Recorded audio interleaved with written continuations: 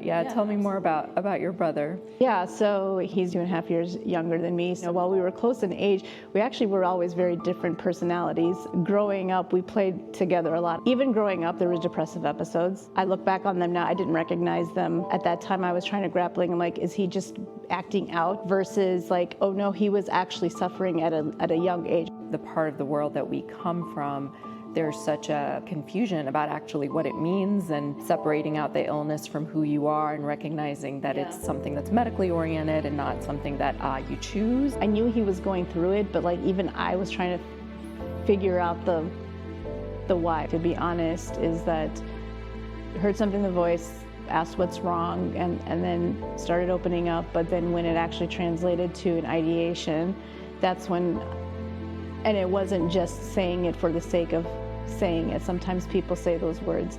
I knew that to be true as an active thought. And that's when I had to take a next step.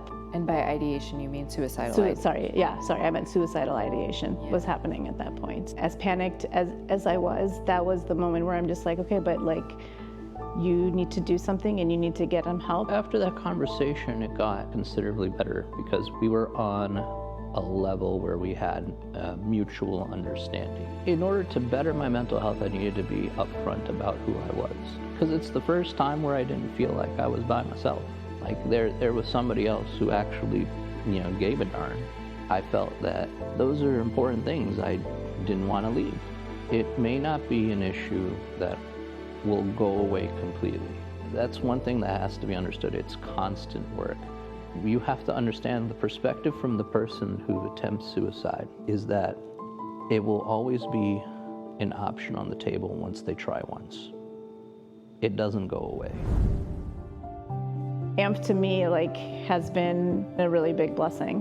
Now in even my own personal life, from having this first aid training, I started seeing the broader impact it was having particular to this issue. You have to realize in that moment this is bigger than you.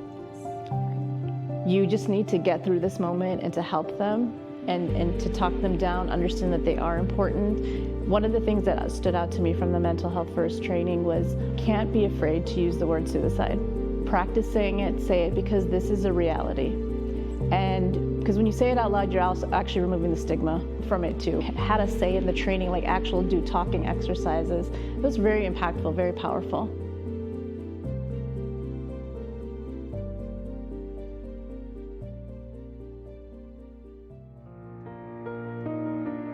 56% of American adults with a mental illness do not receive treatment. So that's why it was really important for American Muslim health professionals to provide these mental health first aid certification trainings so that individuals can become more informed about risk factors and warning signs of mental health issues. Mental illness does not discriminate. Age is not a barrier, religion is not a barrier, race is not a barrier, gender is not a barrier, because mental health challenges affects all people. It's important for us to have interfaith communities coming together and discussing mental health issues, because this kind of issues sort of connects the communities when we have all people from all backgrounds working on common issues together. In Surah Ad-Duha, there's a verse in the Quran that says, "Wake up, see the sunlight, it's not all bad." Help us to identify mental illness as the disease it is, that we might have courage and wisdom in the face of ignorance and stigma.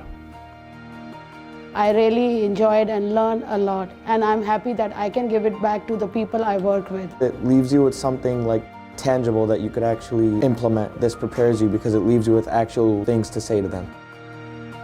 I'm learning techniques in terms of how to minister to people. I may be talking to a Muslim, I may be talking to someone who is Catholic, I'm a Protestant myself, so I need to be available for whoever they are, whenever they're in need.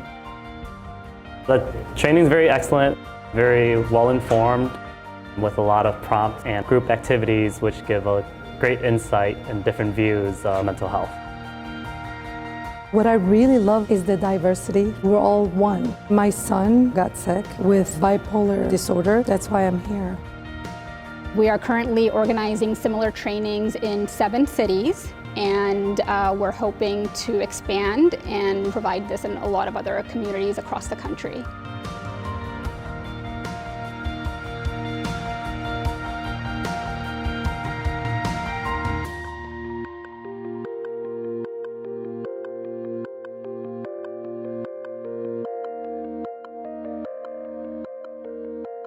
We are proud supporters of American Muslim health professionals for the past 5 years.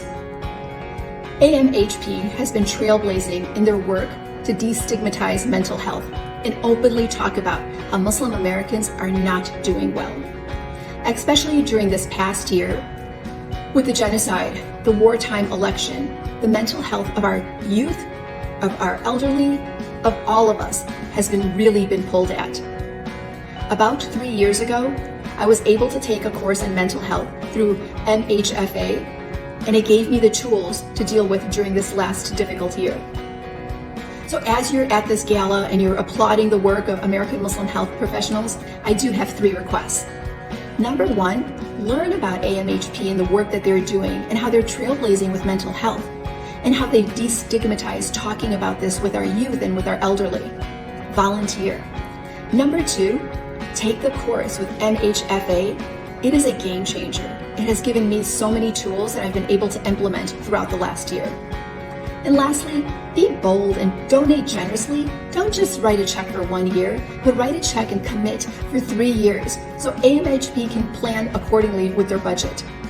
Thank you.